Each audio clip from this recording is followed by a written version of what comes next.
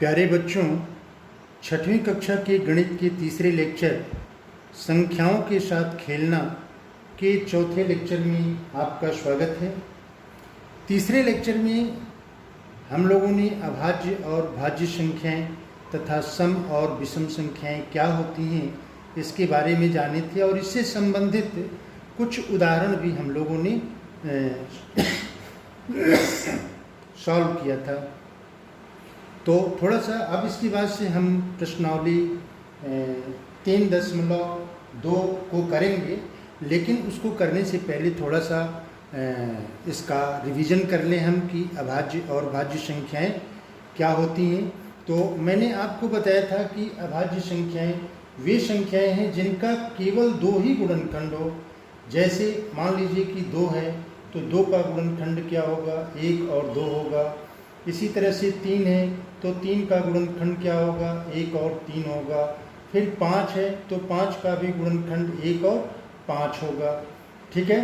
अच्छा, अगर हम ये 4 में तो 4 का गुणनखंड क्या होगा, 1, 2 और 4। इसी तरह से 6 का गुणनखंड क्या होगा, 1, 2 और 3 और फिर 6।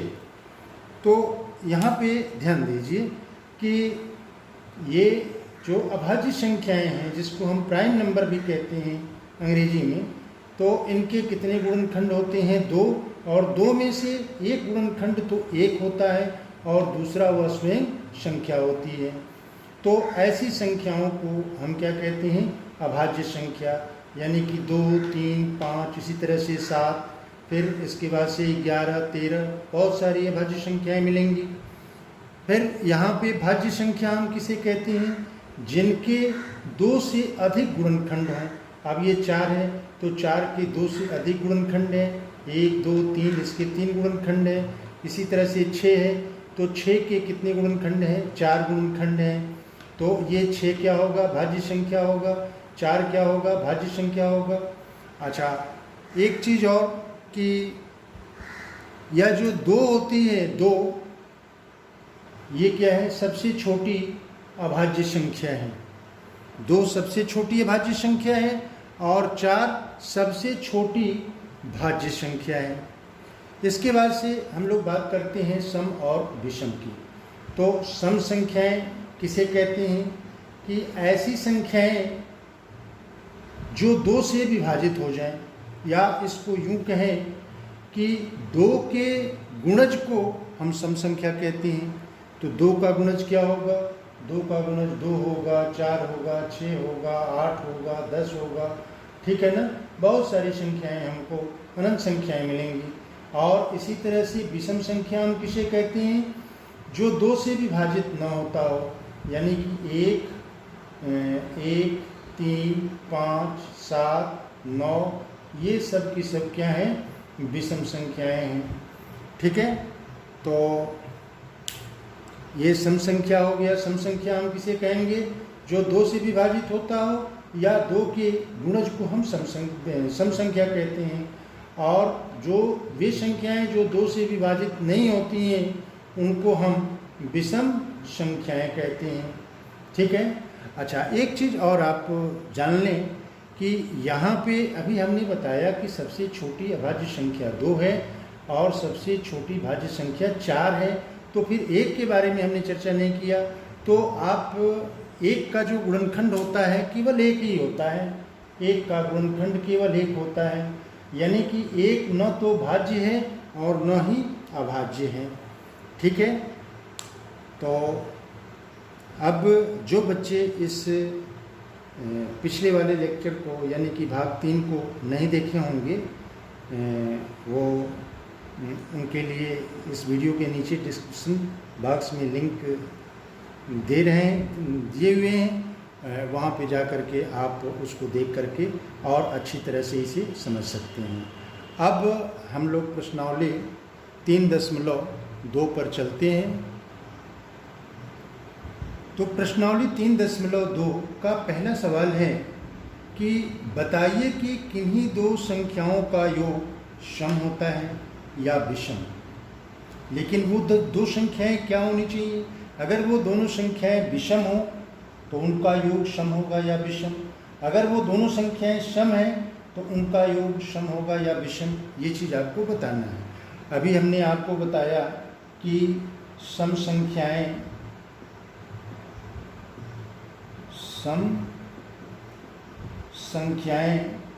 क्या होती हैं? 2, 4, 6, 8, 10, 12 2 का गुणज होती हैं या 2 से जो विभाजित हो जाए। और विषम संख्याएं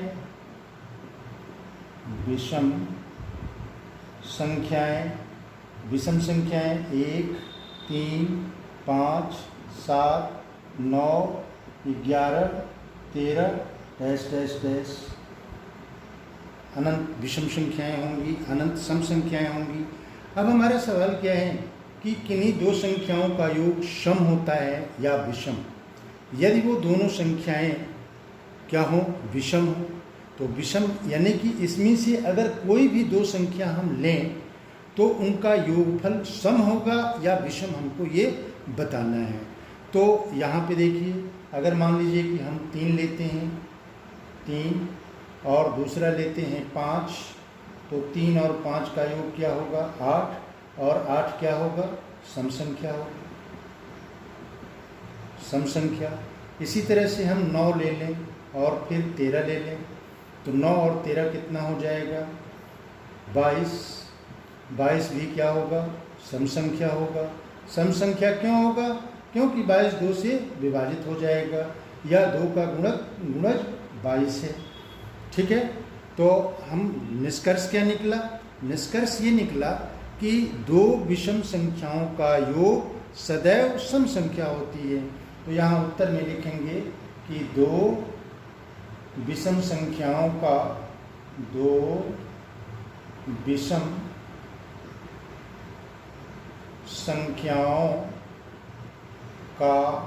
योग सदैव सम संख्या होती है, सम संख्या होती है। ठीक है। अब बी नंबर कह रहा है कि यदि दोनों संख्याएं सम हो, अब इसमें से कोई भी दो संख्या हम लें सम संख्याओं के समूह में से, जैसे मान लेते हैं कि 4 धन 6 लें, तो 4 और 6 कितना हो जाएगा? 10, या 10 धन 12 लें तो ये क्या हो जाएगा? 22। तो ये भी सम संख्या है, सम संख्या, और यह भी क्या है? सम संख्या है। इसका मतलब क्या हुआ? कोई भी दो सम संख्या हम ले रहे हैं तो उनका योगफल कितना आ रहा है? सम संख्या आ रहा है। तो हमारा उत्तर क्या होगा कि दो सम संख्याओं का योग सदैव सम संख्या होगी। ठीक है ना। तो यहाँ पे लिखेंगे कि दो सम संख्याओं का योग सदैव सम संख्या होती है।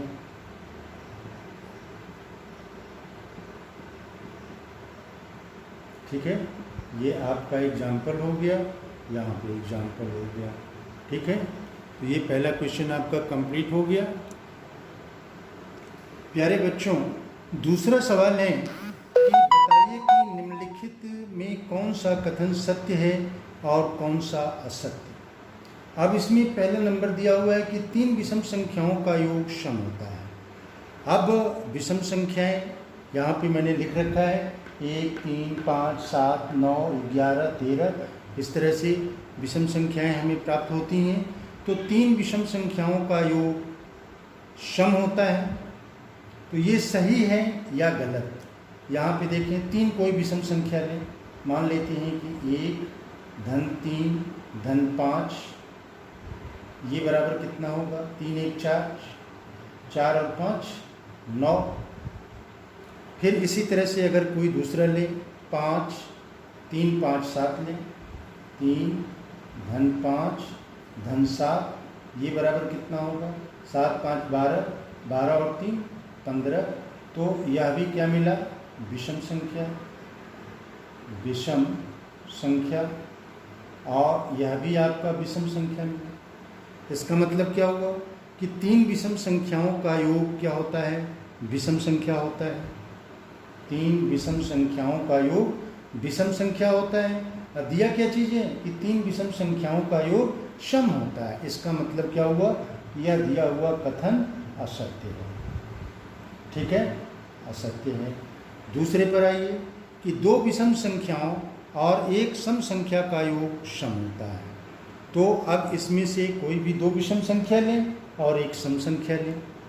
यहाँ पे ये एग्जाम्पल देखिए, कोई भी दो विषम संख्या, मान लीजिए कि 3 धन 5 और सम संख्या 4 ले रहे हैं, तो ये कितना होगा, 3 5 8, 8 और 4 12।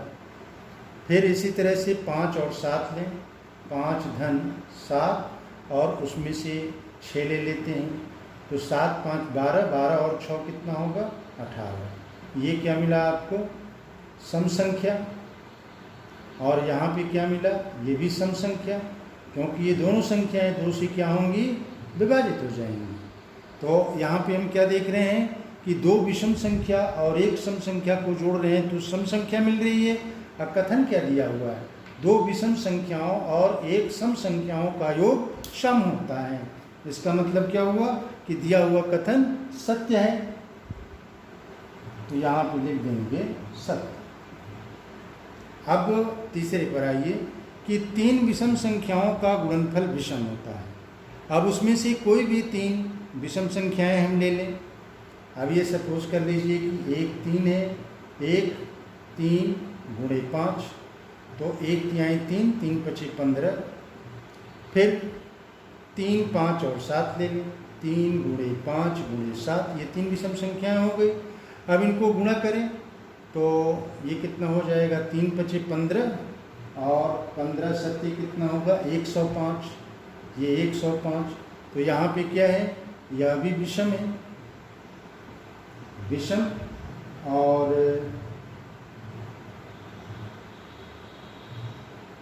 अच्छा, यहाँ पे देखिए ये हम लोगों ने गलत कर दिया, दो विषम संख्या और एक सम संख्या का योग कितना है, 12।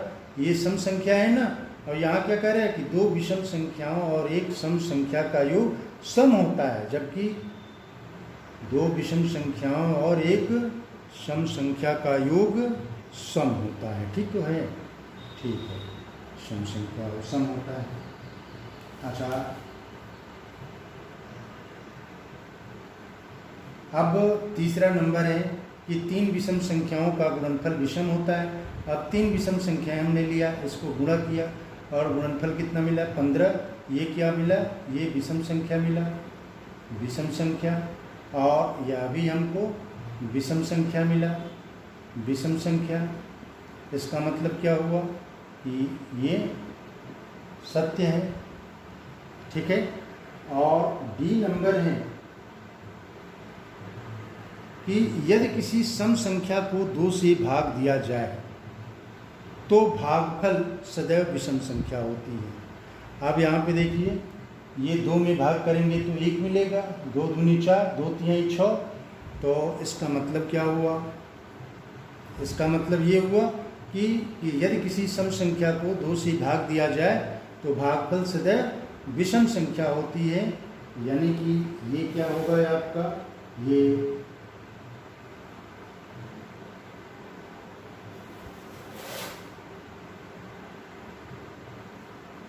सत्य होगा। ये यदि किसी सम संख्या को 2 से भाग दिया जाए तो भागफल सदैव विषम संख्या होती है। सही है, सत्य है।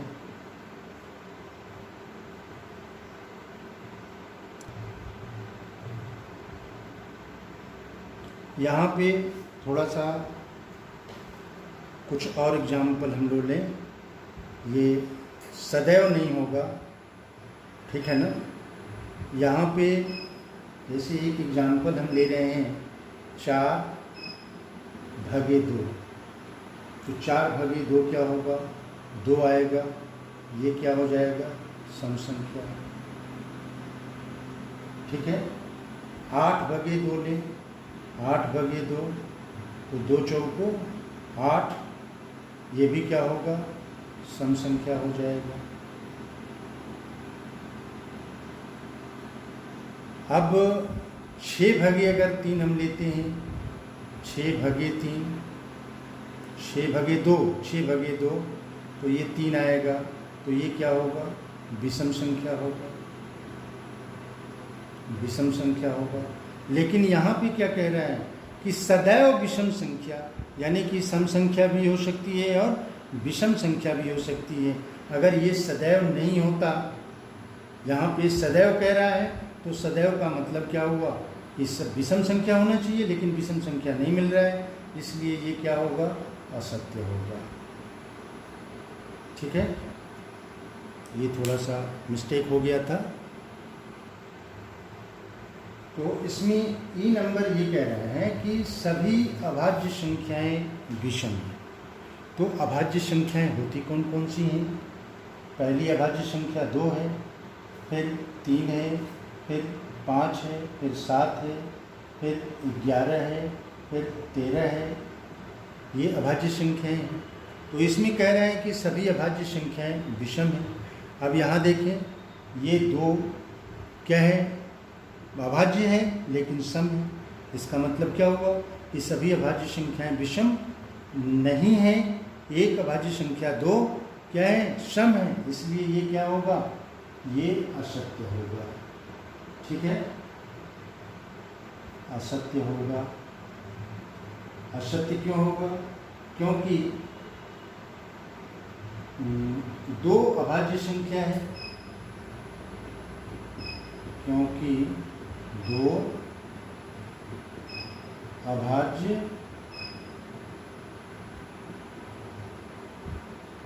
संख्या है लेकिन विषम नहीं है, लेकिन विषम नहीं है। ठीक है, अगला ये कह रहे हैं कि अभाज्य संख्याओं के कोई गुणनखंड नहीं होते। और हम लोगों ने परिभाषा क्या पढ़ा था कि अभाज्य संख्याओं के 2 गुणनखंड होते हैं, एक तो 1 होता है और दूसरा वस्तुएं संख्या होती है। इसका मतलब क्या हुआ? इसका मतलब ये हुआ कि यह जो दिया हुआ कथन है वो असत्य है। असत्य है। क्यों असत्य है? क्योंकि अभाज्य संख्याओं के 2 गुणनखंड होते हैं, क्योंकि अभाज्य संख्याओं के 2 गुणनखंड, क्योंकि अभाज्य संख्याओं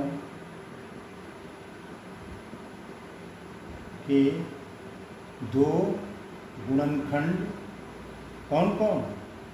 एक तो 1 वह स्वयं वह संख्या होती है, वह स्वयं वह संख्या होती है।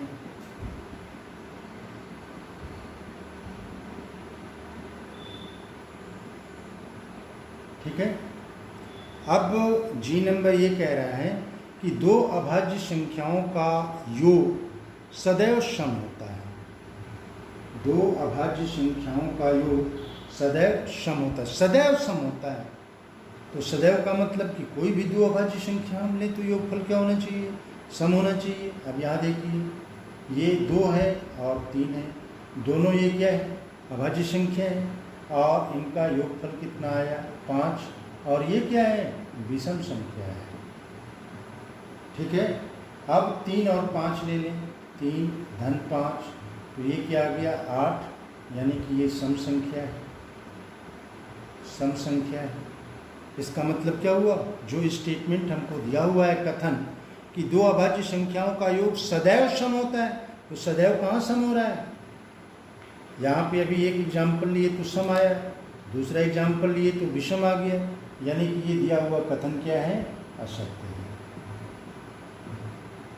अब एच नंबर में कह रहा है कि केवल 2 ही एक सम अभाज्य संख्या है। ये बिल्कुल सही है। यहाँ पे देखिए, 2, 3, 5, 7, ये 2 के अतिरिक्त जितने भी ये अभाज्य संख्याएं हैं वो सब की सब क्या हैं? विषम है, यानी कि एच वाला जो कथन है वो हमारा सत्य है। अब आई कह रहे हैं कि किसी भी सम संख्या, सभी सम संख्याएं भाज्य संख्याएं, सभी सम संख्याएं भाज्य संख्याएं हैं। ये असत्य है, क्योंकि दो सम संख्या है लेकिन यह भाज्य संख्या नहीं है, तो ये क्या होगा? असत्य होगा। यहाँ पे ये कह रहा है कि सभी सम संख्याएं भाज्य संख्या हैं, लेकिन दो भी क्या है? दो भी सम संख्या है लेकिन भाज्य नहीं है। ये क्या है? अभाज्य है। तो यहाँ पे हम कारण में लिख सकते हैं, क्योंकि दो सम संख्या है, दो सम संख्या है लेकिन भाज्य संख्या नहीं, भाज्य संख्या नहीं है। ठीक है। और इसका अंतिम है दूसरे का कि दो सम संख्याओं का गुणनफल, दो सम संख्याओं का गुणनफल सदैव सम संख्या होती है। दो सम संख्याओं का गुणनफल, अब ये सपोज कर लें 2 गुणे 4 ये बराबर 8, या 4 गुणे 8 ये बराबर 32। तो ये सब की सब क्या मिल रही है? हमको सम संख्या मिल रही है। ठीक है। इसका मतलब क्या हुआ? ये दिया गया कथन सत्य है। ठीक है। तो ये दूसरा क्वेश्चन हम लोगों का कंप्लीट हो गया। तीसरा क्वेश्चन ये है कि संख्या 13 और 31 अभाज्य संख्याएं हैं और इन दोनों संख्याओं में दो अंक केवल 1 और 3 है। दो ही अंक से ये दोनों संख्याएं बनी हैं और ये दोनों संख्याएं क्या हैं? अभाज्य हैं। अब सवाल ये कह रहा है कि 100 तक की संख्याओं में ऐसे युग्म ज्ञात कीजिए। तो अब 13 के बाद कौन सी संख्या आएगी? यहाँ पे देखिए 17 है, 17 और 17 को यदि आप उलट दें यानी कि इसके स्थान को बदल दें तो ये हो जाएगा 71। तो 17 और 71। ठीक है। तो 17 और 71 ये दोनों क्या है? अभाज्य संख्या है। और इसमें अंक कितने हैं? दो ही। कौन कौन? 1 और 7। ठीक है ना। तो ये 17 और 71 अभाज्य संख्याएं हैं। अभाज्य संख्याएं हैं जिनमें दो अंक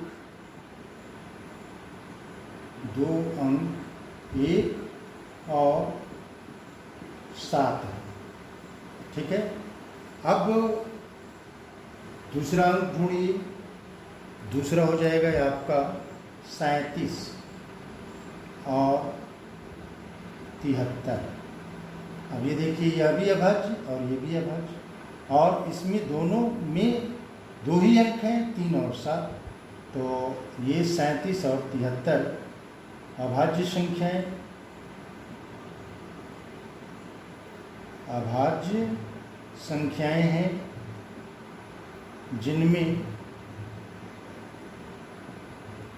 दो अंक 1 और 7 हैं। अच्छा, अब अगला 37 के बाद से कौन सी संख्या आएगी? 79 और इसका उलट क्या होगा? 97। दोनों अभाज्य हैं।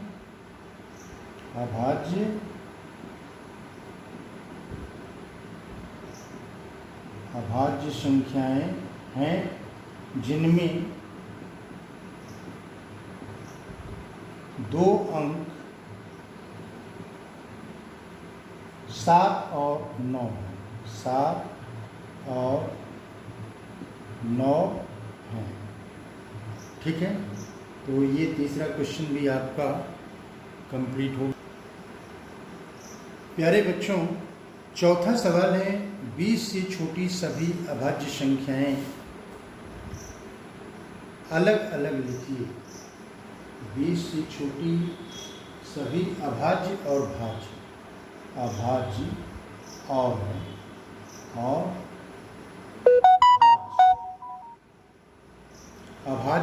अभाज्य और भाज्य संख्याएं अलग अलग लिखिए। तो 20 से छोटी अभाज्य संख्याएं, सबसे छोटी अभाज्य संख्या 2 से प्रारंभ होती है, तो 2 होगा, फिर 3 होगा, फिर 5 होगा, फिर 7 होगा, फिर 11 होगा, और फिर 13 होगा, फिर 17 होगा, और फिर 19 होगा। ठीक है, अब 20 से छोटी भाज्य संख्या, तो भाज्य संख्या कहाँ से प्रारंभ होती है? 4 से प्रारंभ होती है, तो 4, 6, 8, 9 भाज्य संख्या 9, फिर इसके बाद से 12, फिर 15 आ जाएगा, फिर 16, फिर 18, ये 20 से छोटा इतना हो गया। और 5वें सवाल में ये कह रहा है कि 1 और 10 के बीच सबसे बड़ी अभाज्य संख्या। तो 1 और 10 के बीच कौन कौन सी अभाज्य संख्या होगी? 1 तो 2 होगा, फिर 5 होगा, और 5 के बाद 1 और 10 के बीच सबसे बड़ी अभाज्य संख्या। तो 1 और 10 के बीच सबसे बड़ी अभाज्य संख्या 2, ये 2 होगा, फिर 3 होगा, फिर 5 होगा, फिर 7 होगा। तो इसका मतलब क्या हुआ कि सबसे बड़ी अभाज्य संख्या 7 है।